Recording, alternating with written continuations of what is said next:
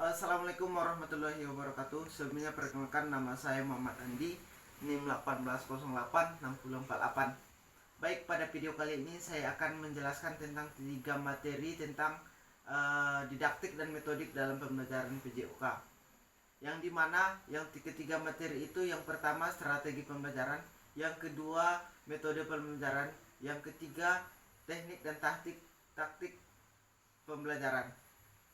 Yang pertama sekali yang mau saya jelaskan yaitu strategi pembelajaran, yang dimana strategi pembelajaran ini merupakan cara-cara atau langkah-langkah yang dipilih dan digunakan oleh seorang pengajar atau seorang guru untuk menyampaikan materi pembelajaran yang bertujuan untuk memudahkan peserta didik menerima dan memahami materi pembelajaran, yang pada akhirnya tujuan pembelajaran tersebut dikuasai di akhir kegiatan pembelajaran oleh siswanya tersebut.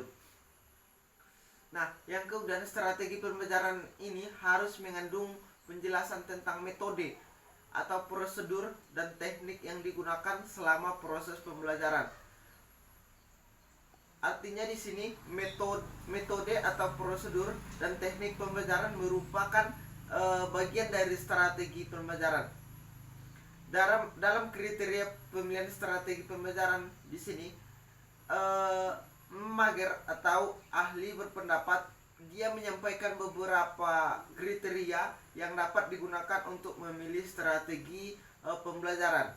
Nah, di sini ahli dari mager tersebut, saya hanya mengambil 3 pendapat saja yang diutarakannya. Masih banyak lagi yang disampaikannya, namun saya secara rinci mengambil 3 saja. Yang pertama yang saya ambil yaitu berorientasi pada tujuan pembelajaran, tipe perilaku yang diharapkan dapat dicapai peserta didik. Yang kedua yaitu pilih teknik pembelajaran sesuai dengan keterampilan yang diharapkan yang dimiliki saat bekerja nanti. Maksudnya di sini sesuaikan pembelajaran yang diberikan dengan kemampuan siswa tersebut. Yang ketiga di sini, gunakan media pembelajaran yang sebanyak mungkin memberikan rangsangan kepada siswa kita tersebut. Maksudnya di sini gunakan, karena sekarang sudah mulai zaman-zaman canggih, gunakan seperti Infocus, baik laptop dan media lainnya. Nah, yang kemudian metode pembelajaran. Metode pembelajaran di sini merupakan suatu proses penyampaian materi pendidik kepada peserta didik yang dilakukan secara sistematis dan teratur. Nah, kemudian metode pembelajaran menurut para ahli. Yang pertama di sini ahli Hasbi As-Siddiqi. Metode pembelajaran menurutnya itu seperangkat cara yang dilakukan guna mencapai tujuan tertentu dalam proses pembelajaran. Yang saya garis bawahi sini yaitu cara-cara sama dengan langkah-langkah. Yang kemudian ahli Ahmadi berpendapat bahwa pembelajaran adalah suatu pengetahuan tentang beberapa cara mengajar yang digunakan oleh guru atau instruktur. Nah, kemudian ada di sini beberapa macam metode pembelajaran. Yang pertama itu metode ceramah, metode pembelajaran diskusi, metode demonstrasi. Nah, masih banyak lagi metode-metode yang belum saya ambil, namun hanya saya mengambil secara rinci saja. Yang pertama yaitu metode ceramah. Yang saya jelaskan yaitu metode ceramah ini menyampaikan informasi secara lisan tanpa ada perantara, yang disampaikan oleh guru langsung kepada siswanya tersebut tanpa ada perantara. Nah, yang kemudian metode pembelajaran diskusi.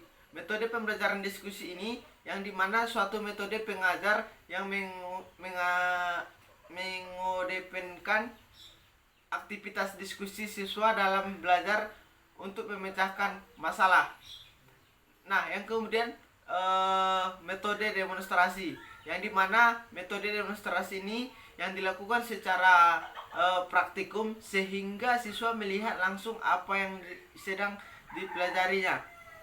Maksudnya di sini di praktikum ini secara langsung adanya praktek dilakukan secara praktek, baik itu di laboratorium maupun di mana lainnya. Pokoknya siswanya itu melihat secara langsung apa itu yang sedang dipermasalahkan. Nah, yang ketiga yaitu materi dan teknik pembelajaran. Teknik merupakan di sini sebagai cara yang dilakukan seorang guru dalam mengimplementasikan suatu metode secara spesifik.